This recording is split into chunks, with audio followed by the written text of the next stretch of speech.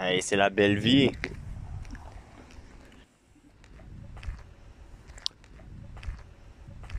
Bon, ben comme si c'était pas assez de se fouler la cheville en voyage, j'ai perdu 2 semaines de vidéos à cause de ma GoPro neuve. Elle a corrompu deux de mes cartes mémoire. J'ai essayé plusieurs logiciels de récupération de données, mais j'ai réussi juste à récupérer les photos. Donc j'ai quelques vidéos que je vais vous montrer dans cet épisode-ci, mais c'est des vidéos filmées avec mon cellulaire, puis un petit bout que j'ai filmé avec une autre carte mémoire qui n'a pas été corrompue. Donc le lundi 6 septembre, je suis parti de Grand Falls, Windsor pour aller vers Gander, qui est une ville de 11 000 habitants, environ 1 heure de Grand Falls, Windsor. C'était une ville très importante dans les débuts du transport aérien moderne.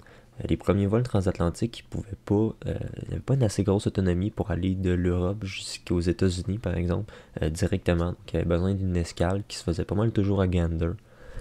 Il y a plusieurs personnalités importantes qui ont transité ici, comme dans le musée de l'aviation que je suis allé visiter. Il y avait des photos de Fidel Castro qui glissait dans la neige à Gander. Il s'en allait de Cuba jusqu'en URSS. C'est assez drôle. L'aéroport de Gander a aussi fait pas mal parler de lui le 11 septembre 2001. Étant donné que l'espace aérien nord-américain était fermé, il y a 42 vols transatlantiques qui ne pouvaient pas atterrir où est-ce qu'ils étaient censés aller. Donc ils ont été obligés d'atterrir à Gander. Puis 42 vols, ça fait vraiment beaucoup de monde. C'était 6600 personnes dans un village de 9500 habitants à l'époque. Ça a changé la vie de pas mal tout le monde. Donc à Gander, comme j'ai dit, j'ai visité le musée de l'aviation qui était vraiment intéressant. C'est là que j'ai appris pas mal d'informations sur l'histoire de Gander puis sur le 11 septembre.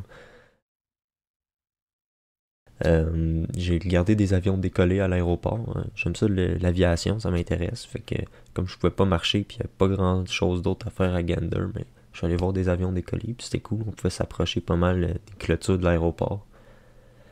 Je suis aussi allé voir le Silent Witness Memorial. Ça, c'est le mémorial du vol 1285 d'Arrow Air qui s'est écrasé le 12 décembre 1985, quelques secondes après son décollage. Ça a fait 256 morts, puis encore à ce jour, c'est la catastrophe aérienne la plus meurtrière de l'histoire du Canada. Pour ce qui est de ma cheville foulée, j'avais encore un peu mal, mais ça allait de mieux en mieux. J'avais plus besoin de mettre de glace, mais je faisais encore vraiment attention à ne pas faire de faux mouvements. Je marchais encore avec ma canne, mais de plus en plus, je commençais à faire des courts trajets sans canne. Ça allait quand même bien. Le 8 septembre, 5 jours après ma blessure, je me suis acheté une attelle. Ça m'a beaucoup sécurisé puis aidé à prendre de la vitesse en marchant puis à mettre plus de poids sur ma cheville. Donc à partir de là, j'ai plus besoin de ma canne. J'ai décidé d'aller tout de suite vers Saint John puis de rallonger mon séjour à Terre-Neuve de 10 jours. Je voulais me laisser le plus de temps pour guérir puis pouvoir profiter de la place comme j'aurais voulu parce que c'est pas comme si c'était à 2-3 heures de chez nous, là, c'est long à venir, fait que je voulais en profiter au maximum. Donc comme je rallongeais mon séjour, j'ai pas pu prendre le traversier à Argentia comme j'aurais voulu parce qu'il est juste disponible dans la saison touristique, puis j'allais prendre le dernier. Donc je savais que j'allais devoir retraverser l'île au complet jusqu'à Port-au-Basque, mais je trouvais que ça en valait la peine. Sur la route vers Saint-Jean, j'ai fait un petit détour pour aller visiter le fameux village de Dildo. Personne ne sait vraiment d'où vient le nom du village, mais les habitants y sont attachés, puis sont contre l'idée de vouloir le changer. Il y a eu des pourparlers pour changer le nom plusieurs fois, mais les habitants ne voulaient pas. J'ai acheté quelques bières à la microbrasserie avant de continuer vers Saint-John. Saint John, c'est la capitale et la plus grosse ville de Terre-Neuve, avec une population totale de 200 000 habitants, en comptant l'agglomération urbaine. Vous devez vous dire que c'est pas une bien grosse ville, mais pour les Terre-Neuviens, c'est une métropole. Puis même pour moi, qui avait déjà passé plusieurs mois loin des grandes villes, quand je suis arrivé là, ça a été un choc. Il y avait du trafic, il y avait des grosses rues, une autoroute, des viaducs, ça faisait longtemps que j'en avais pas vu. Je suis arrivé vers la fin de la journée, puis je suis allé m'acheter un fish and chip chez Cheese, un restaurant réputé pour leur fish and chip. Il était bien bon. Le 9 septembre, j'ai visité un peu la ville de Saint John. C'est vraiment une belle ville, j'ai vraiment aimé ça, Saint John. Je suis allé à Signal Hill, un lieu historique national du Canada.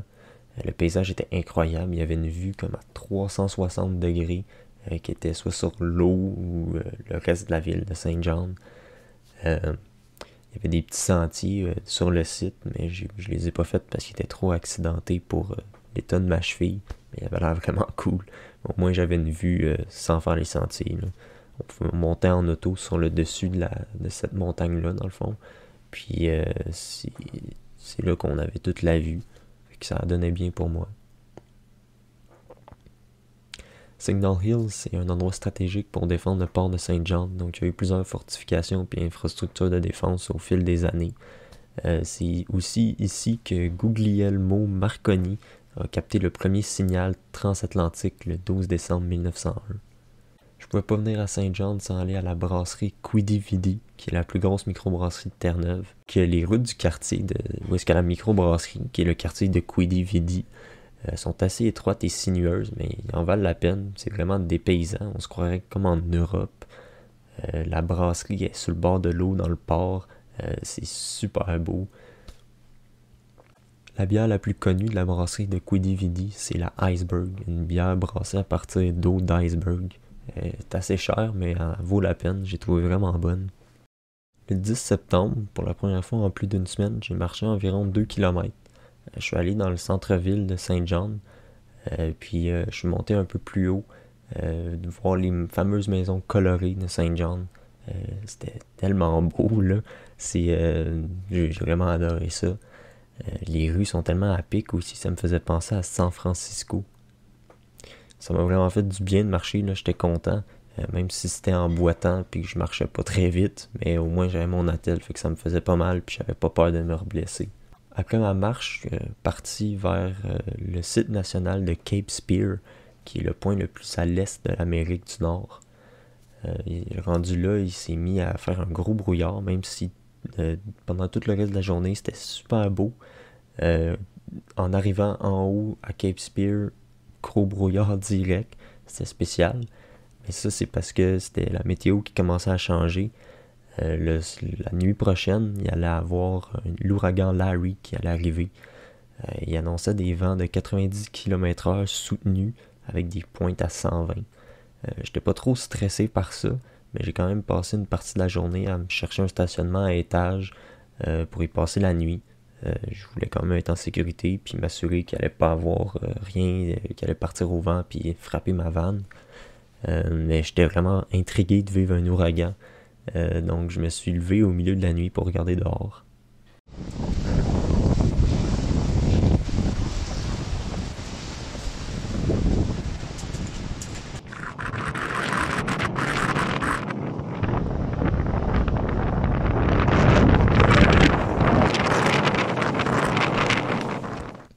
Le lendemain, donc le 11 septembre, j'ai traversé la ville pour aller prendre une douche dans un camping. J'ai croisé plus de feux de circulation qui fonctionnaient pas que de feux de circulation qui fonctionnaient. Puis il y en avait des feux de circulation suspendus qui ont été tournés par le vent. Donc ils faisaient même plus face à la route. Fait qu'ils pouvaient marcher, mais ça servait à rien. Puis il y avait vraiment beaucoup de branches d'arbres tombées un peu partout. Ça, c'était vraiment frappant. Il y a des quartiers qui avaient des gros arbres, puis les trottoirs étaient comme remplis de branches. J'avais beaucoup filmé de ça, mais j'avais pris aucune photo. Fait que les photos que vous voyez là, c'est des photos que j'ai trouvées sur Google. La ville a réquisitionné un stationnement dans un parc pour permettre aux gens de se débarrasser de toutes leurs branches d'arbres. À un moment donné, je me demandais pourquoi il y avait du trafic là. Puis à un moment donné, j'ai fini par passer, puis j'ai vu une grosse file de pick-up plein de branches d'arbres. Puis là, le petit stationnement que j'avais vu quelques jours avant, il était rendu plein de branches d'arbres. Il y avait un gros tas, c'était spécial. Après ça, au courant de la journée, tranquillement, je suis monté vers le nord de la péninsule d'Avalon, à Biscayan Cove. C'est un mini-village, là. Je sais même pas si on peut appeler ça un village. C'est comme 4 maisons. Mais le paysage était superbe, donc j'ai décidé de passer la nuit là. À Biscayan Cove, il y a un phare, mais qui ressemble pas trop à un phare, là. Tout ce qu'on voyait, c'est comme une plateforme d'atterrissage d'hélicoptère. Mais juste à côté de ça, il y avait un super beau point de vue vers la mer. J'ai passé pas mal de temps à juste regarder la vue. Puis j'ai vu aussi ça. Des oiseaux qui plongent pour se nourrir.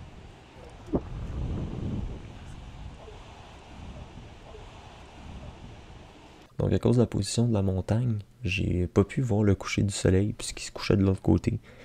Mais c'était tellement beau, j'aurais voulu voir au moins le coucher ou le lever du soleil. Fait que là, j'ai décidé de me lever tôt le lendemain pour aller voir le lever du soleil. J'ai comme jamais fait ça de ma vie. Mais là, ça me tentait. Fait que je me suis levé comme à 4h45 ou 5h, je sais plus trop. Mais ça valait vraiment la peine.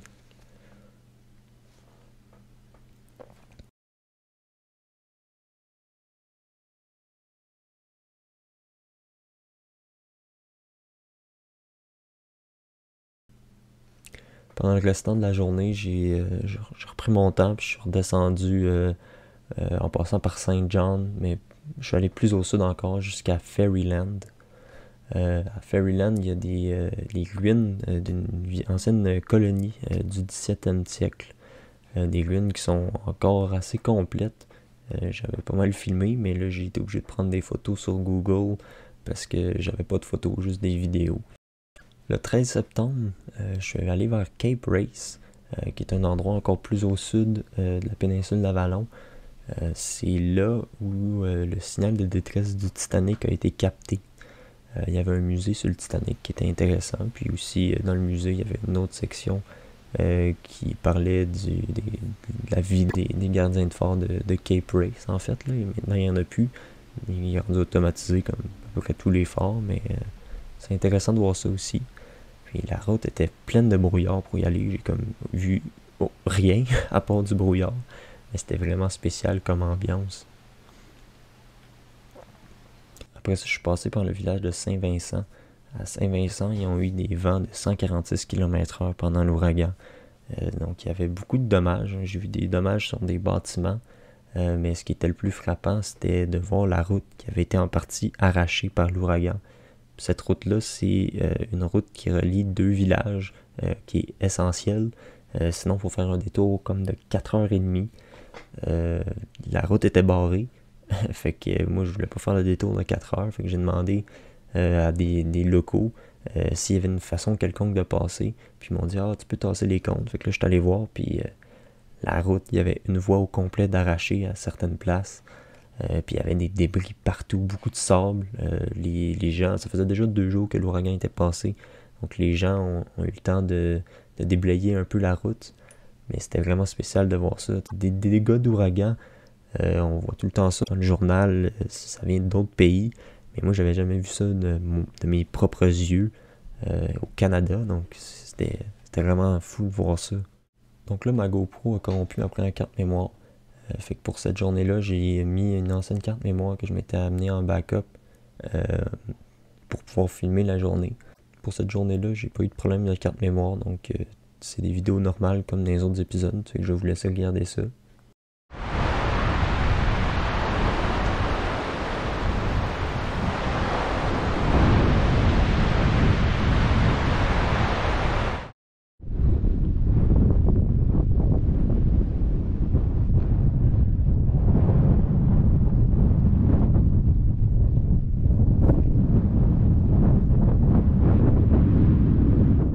Je suis à Cape St. Mary.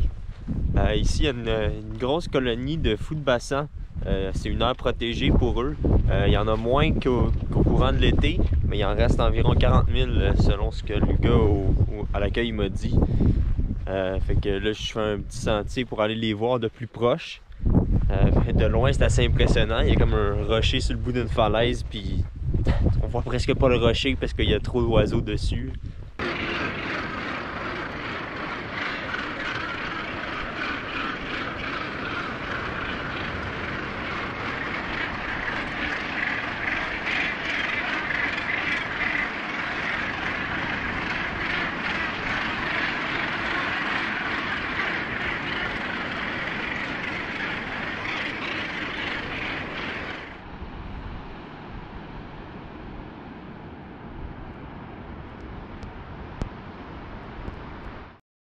Je suis à Saint Bride en ce moment. C'est ici que j'ai dîné. Il y a des places plus laides que ça pour dîner. Super beau. Avec les grosses vagues en plus. Là. Je sais pas si ça paraît sur la vidéo, mais on les entend d'ici. Je suis rendu à Castle Hill. Castle Hill, c'est un ancien fort français qui a été repris par les Anglais suite à leur conquête, puis tout rénové à leur goût. Ça, c'est juste à côté du village de Placentia, qu'on voit juste ici. C'est un village assez unique parce qu'il est vraiment au ras de l'eau, même qu'il y a des murs protecteurs de chaque côté, des digues en fait, pour protéger au cas qu'il y ait des plus grosses vagues. C'est assez surprenant quand on arrive là.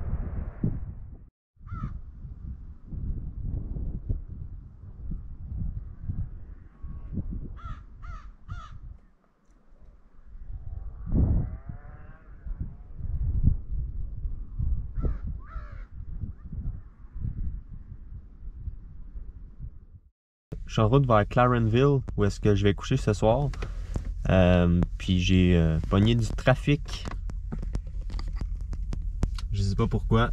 Il y a peut-être eu un accident ou quelque chose. Mais il y a une méchante filée de monde, puis il y a personne qui passe en sens inverse non plus. Je sais pas qu'est-ce qui s'est passé. Mais je pensais pas pogner du trafic à Terre-Neuve. Ça fait comme une demi-heure que j'attends dans le trafic. Je commence à la trouver moins drôle. Ça a avancé un tout petit peu, mais vraiment pas beaucoup. J'ai hâte de voir c'est quoi là. Bon, ça avance. Je commence à voir les lumières des véhicules d'urgence au loin, mais c'est encore quand même loin d'où est-ce que je suis. Mais au moins ça avance, puis ça avance en sens inverse aussi. Là. Fait que ça s'en vient. Mais là, ça fait. Je pense que ça fait dépasser une heure que j'attends. Aïe, c'était un camion de poubelle qui a complètement pogné en feu, puis il y avait un tas de vidange au milieu d'une des voies. Puis le camion était juste un peu plus loin, tout carbonisé. Ouais. Bon, j'ai enfin d'arriver au Walmart de Clarenville. Il est rendu 10h, mais je suis arrivé. Fait qu'on se revoit demain. Donc là, vous avez vu que j'ai passé la nuit au Walmart. Le lendemain matin, je suis allé m'acheter une autre carte mémoire qui a été corrompue 2 jours plus tard. Donc j'ai perdu ces 2 journées-là. Le 15 septembre, je suis allé visiter la péninsule de Burin. J'ai commencé à Swift Current. J'ai visité une exposition de voitures anciennes. Toutes les autos étaient en état impeccable physiquement puis mécanique parce qu'ils pouvaient toutes rouler. La plupart ont été restaurées, mais il y en a certaines qui ont encore des pièces originales qui sont extrêmement bien conservées. C'était incroyable de voir ça. C'est une collection privée, puis c'est le propriétaire qui est le seul employé de la place. J'ai parlé avec lui, il était bien sympathique, puis il était capable de raconter l'histoire de chaque auto, comment qu'il l'a acheté, puis ce qu'il a fait comme restauration dessus. Il y en a certaines qui étaient vraiment très rares, comme la Pontiac GTO 1970 que vous voyez ici, qui est une édition spéciale Judge, qui est unique au monde. C'est la seule de cette couleur-là avec ces options-là. Ou ça ici, une Dodge Charger Daytona 1969. C'est un modèle qui est rendu très recherché, puis elles peuvent valoir presque 1 million de nos jours. C'était vraiment impressionnant de voir ça. Le monsieur m'a permis de m'asseoir au volant en plus, j'étais vraiment content. Il m'a carrément demandé si je voulais une photo en dedans. J'ai pas pu refuser ça. Après ça, j'ai poursuivi ma route vers Marystown. Là-bas, j'ai fait une grosse épicerie, puis j'ai relaxé pour le reste de l'après-midi. J'ai décidé de me faire des ramen pimpés avec des morceaux de tofu poêlés, puis des carottes, puis du poivron.